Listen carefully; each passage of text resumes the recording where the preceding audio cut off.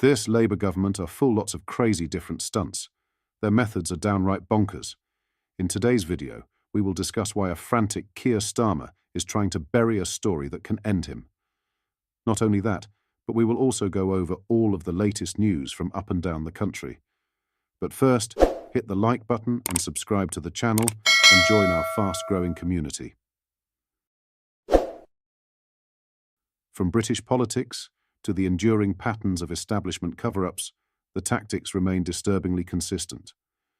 Politicians and the broader political apparatus continue to rely on deflection and distraction, aided by a compliant mainstream media.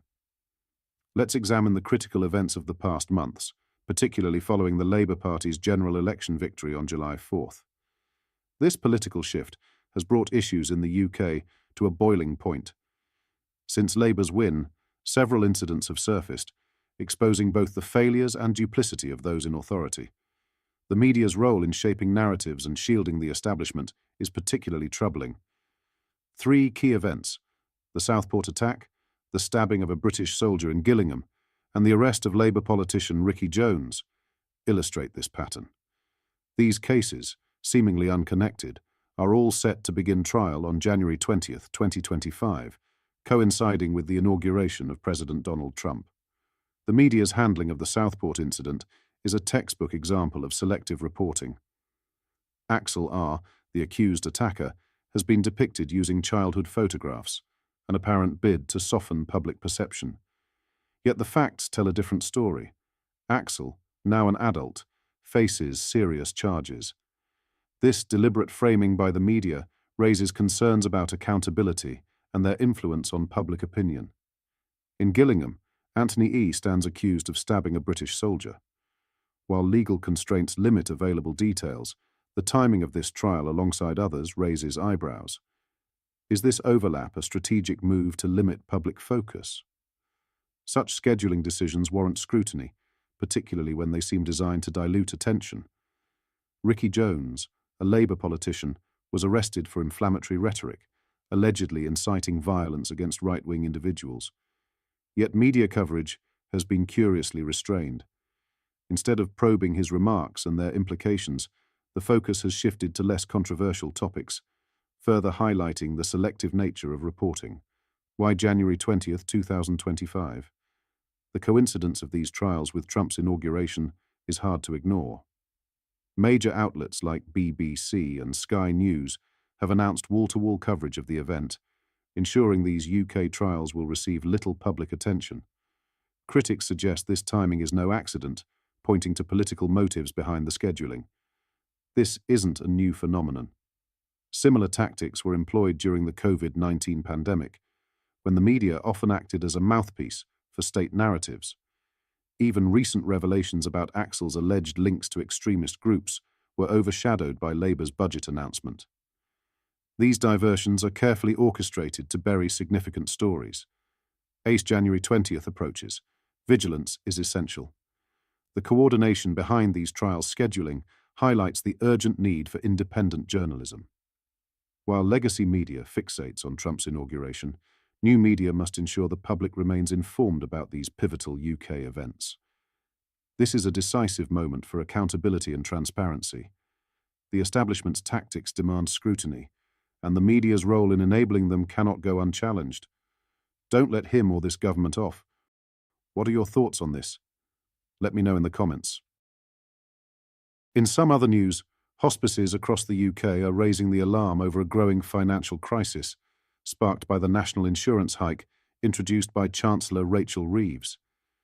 The increase in national insurance contributions, announced as part of the government's financial statement in late October, has hit hospices particularly hard, forcing many to issue urgent funding appeals to avoid cutting back on the vital care they provide.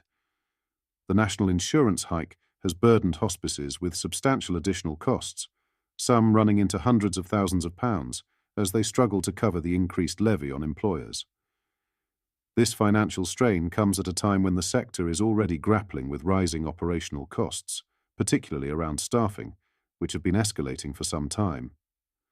Unlike the NHS, which is predominantly funded through government allocations, hospices rely on a much smaller portion of state support, Only about a third of their total funding comes from government grants. The rest of their financial resources come from charitable donations, fundraising efforts, and community support. Hospice UK, the sector's leading charity, has already expressed grave concerns about the state of hospice finances, describing 2023 to 2024 as, by a distance, the worst financial year in the sector's history. The charity has estimated that the sector is heading towards a £60 million deficit by the end of the financial year, with rising staffing costs and the national insurance increase serving as the primary drivers of this shortfall. These challenges come on top of the already considerable strain hospices face as they work tirelessly to provide end-of-life care to thousands of people across the country, often without the same resources and support available to larger healthcare providers.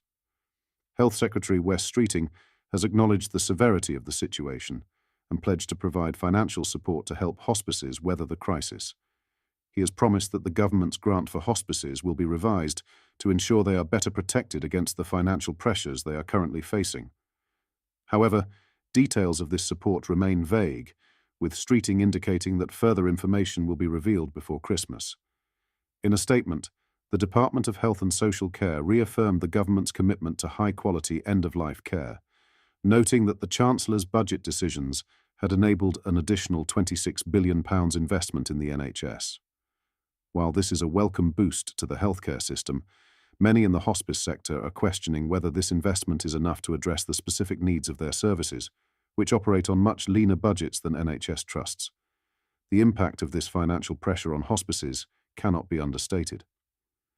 As the financial situation becomes more dire, the future of these vital services hangs in the balance. The sector is now calling for immediate government action to ensure hospices can continue their work without fear of financial collapse. Lastly, classic British cars are steadily disappearing from our roads, and many are likely to vanish in the next few years.